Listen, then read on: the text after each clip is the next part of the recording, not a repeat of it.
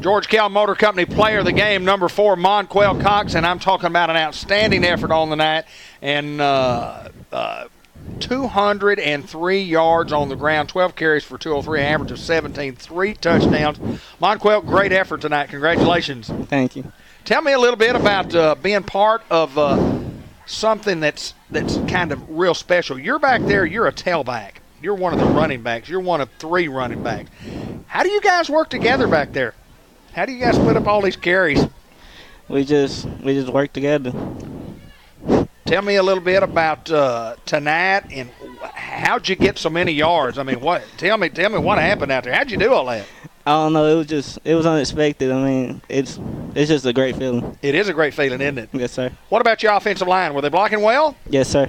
Tell me about those guys. Tell me all about them. I mean, I give all the credit to them because if it wasn't for them, I wouldn't do everything I did tonight. Absolutely, no doubt about it. And those guys work hard, and you and Tariq, and of course Joe Brodus is a little banged up, from last week. But you guys came in and certainly took up the slack. You more than took up the slack. You're the George Kell Motor Company player of the game. And here's what I want to ask you. I want to ask you a little bit about school. Tell me about what's your favorite subject and why. What's your favorite subject in school?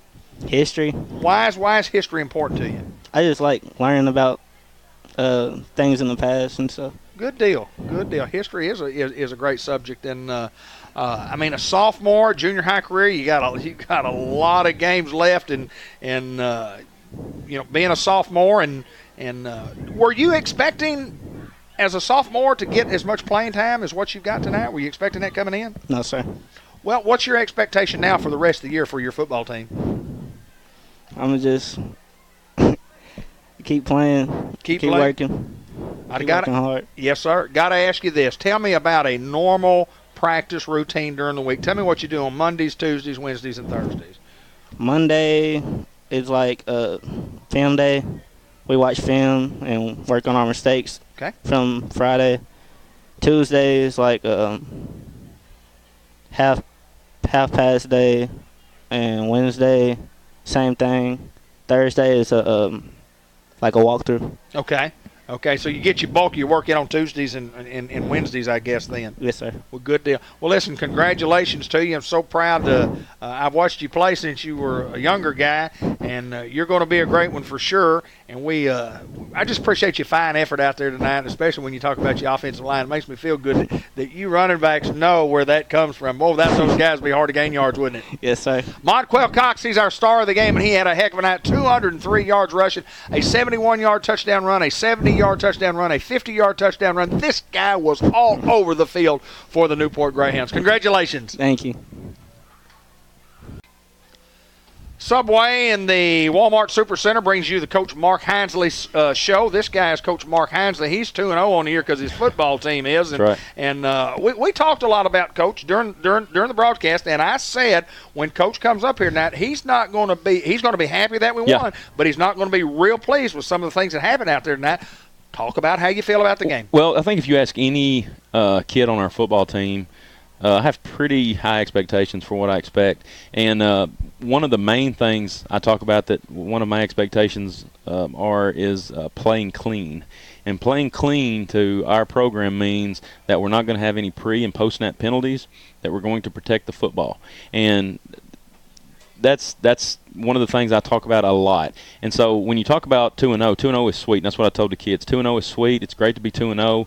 It's great to score as many points as we did and put up a number like that and a win.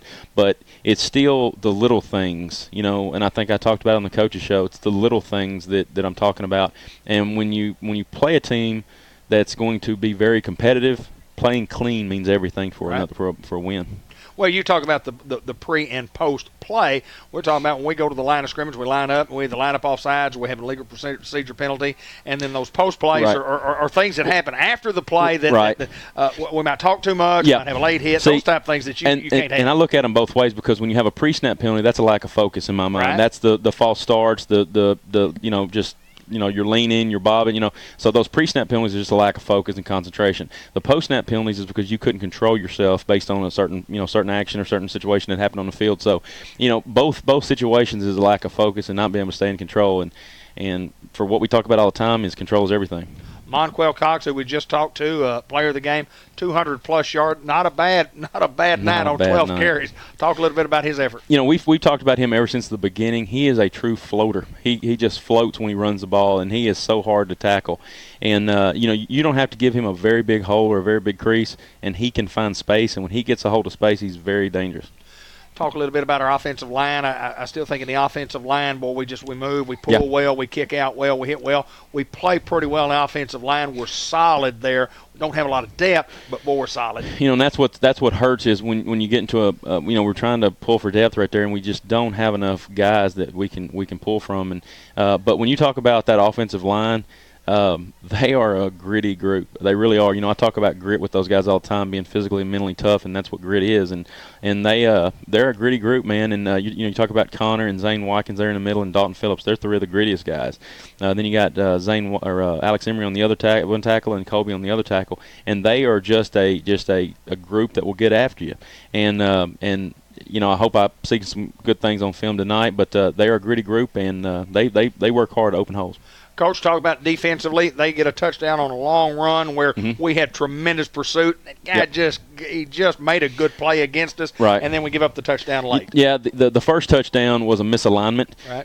All week we worked on that same formation. They got in the form. I say that we were getting ready for a formation they thought it was. Right. So when they got into that formation, they thought it was that formation. Well, it wasn't. We got misaligned. The kid did a good job of pressing it and then cutting back. Yes. And we were too far over the top. They cut back. They got space on us, and they broke it.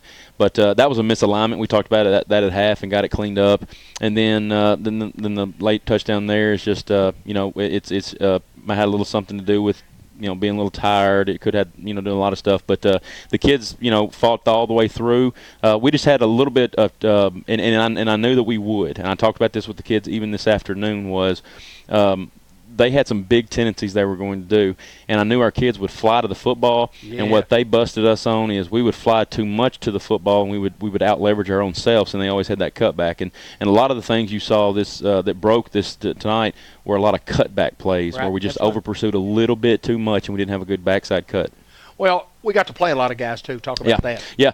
One of the things that I was getting ready for was what I call our black defense, and that's our backups.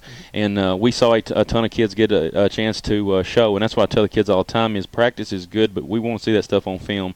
And got a few kids in there to make positions. And it's like I tell them all the time is when we put you in that position, you make a mistake, that's a learning chance. So even though you think you might have got a ball over your head over here like we saw, right. Okay, that is, and we'll sit down and we'll chop it up and we'll look at it and say, well, what could you do better next time? And that kid's going to learn something from it. So a great thing to get on film for those young guys just to learn from.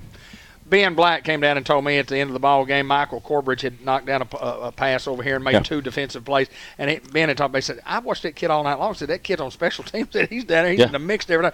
That kid, those guys who are on special teams, you don't get to call their name and number a lot. But he said Corbridge was everywhere. Yeah, and that's the thing. He's on every special teams because he is the type of kid that you say go get it and he'll go get it. He does exactly what you ask him to do. So, he's one of many that we keep on special teams because, and we preach special teams as much as we teach anything else. I mean, you talk about offense and defense. We talk about special teams about as much. We practice it not as much as we do offense and defense in a practice day, but we hit it a lot.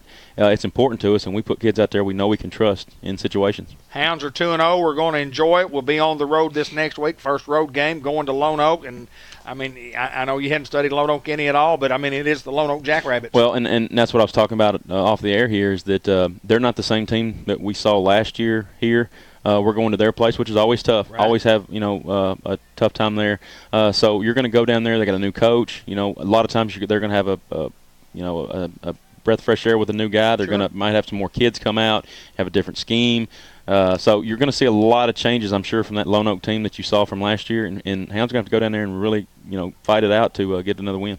Hey, I bet we'll get after it. Hey, yeah, there's no doubt about it. I'm ready right now. I'm about to go and just see if I've got one on Huddle already because if I get a chance, I'm going to break it down tonight. So there you go. I'm already on the Lone Oak, as they say. I don't blame you. Just, you can't rest on what you did. It's in the past. We got to congratulations. Well, I appreciate that. Yeah, we're 2-0, but, man, wouldn't 3-0 be sweeter? Oh, wouldn't it be sweet to start the year? Absolutely. So that's my next goal. Yes, sir. Well, you can't go undefeated until you win your first one. You can never go undefeated unless you win your second one.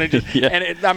That's not. The goal is just go out there and play Well, hard. the kids and have try to win finally figured out what I mean by every time. Every week I say, this Friday's game is the most important game of the year. Absolutely. And they're finally starting to figure out that every game is the most important game of our year. And I think they finally figured it out. So hey, I'm about to tell them Lone Oak's most important game of the year coming up. It is. Coach Mark Hinesley, head football coach, athletic director of the Newport Greyhound. His team is 2-0, and we're going to Lone Oak next week. Congratulations, Thank my you. friend. Go Go Hounds. Hounds.